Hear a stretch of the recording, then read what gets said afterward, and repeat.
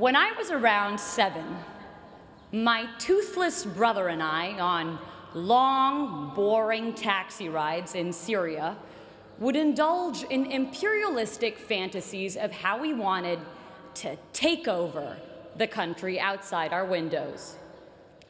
My parents would quickly crush these imperial conquests by warning, "Shh, you'll get taken by Secret Service if they hear you." The walls everywhere, we were told, could hear our revolutionary ideas and would send us to prison.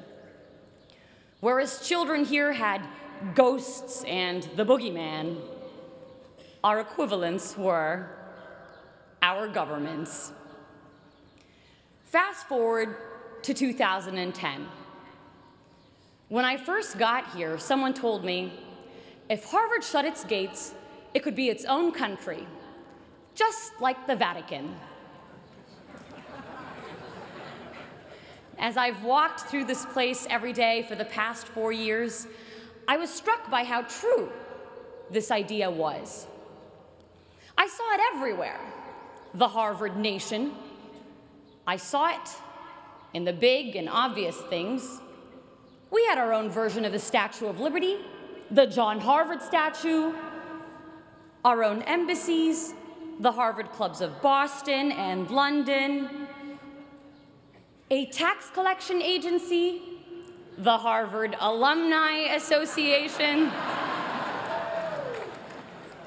and an endowment larger than more than half the world's countries' GDPs. We also had our own diplomatic passports. Nowhere did I see this more clearly than at US Immigration at Boston Logan Airport. Whenever they saw I was coming from the Middle East, "What were you doing there? Why are you here? Why did God make you from the Middle East?" But I made sure I dressed like our overly proud Harvard dads, with Harvard hat, Harvard shirt, Harvard shorts, and Harvard underwear. And as soon as they saw I was a citizen of Harvard, "Oh, you go to Harvard? Surely you must not be a national security threat. Welcome to America." And suddenly, all the gates to the American dream opened wide. I saw it everywhere, this Harvard nation, but I saw it not just in the hard structures, but more importantly, in its invisible institutions, the invisible scaffolds around and undergirding the hard institutions. I saw it in the quarreling columns of the Crimson newspaper, its kung fu fights of ideas and lively student debates, with the potency to propel policy changes by the next morning's print. I saw it in our cluttered bulletin boards, bustling with life, with announcements of student-led conferences, Broadway-worthy shows, and dorm room projects turned world's next Facebook, smothering each other for our cursory glimpse. A trivial detail, these cluttered boards that often slipped notice. But where some saw papers, I saw passions, purpose, creativity. I saw a heartbeat of civic community's vivacity. My parents' countries were places where institutional dysfunction killed off this social dynamism and vibrant productivity, and so I felt acutely here the value of civil society and living, breathing institutions. My time here would give me a working model of a better world.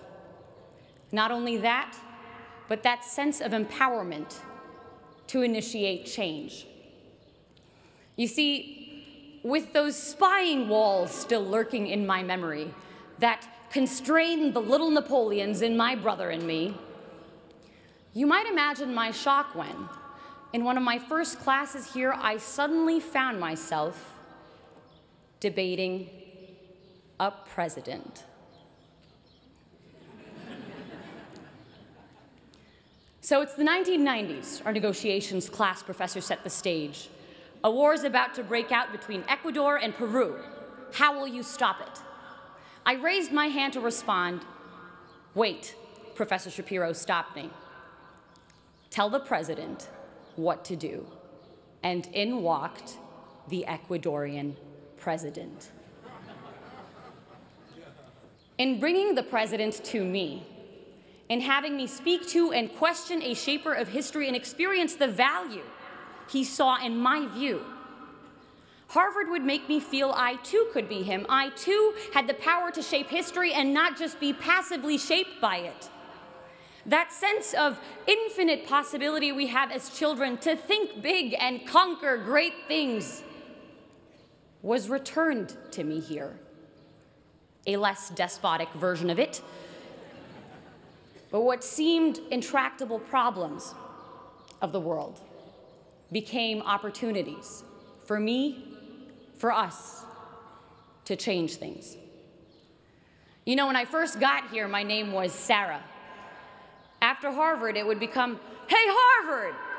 With people stuffing 378 years, 5,000 acres of real estate, the entirety of Widener Library, and 32 heads of state all into my 5'6" self. Ridiculous as it is, there's a strange reality to it. Arab-American author Renda Jarrar pictures inhabiting a new place as running barefoot, the skin of our feet collecting sand and seeds and rocks and grass until we had shoes made of everything we'd picked up as we ran. And running through Harvard Yard over the past 4 years, the skin of our feet collecting a world of experiences.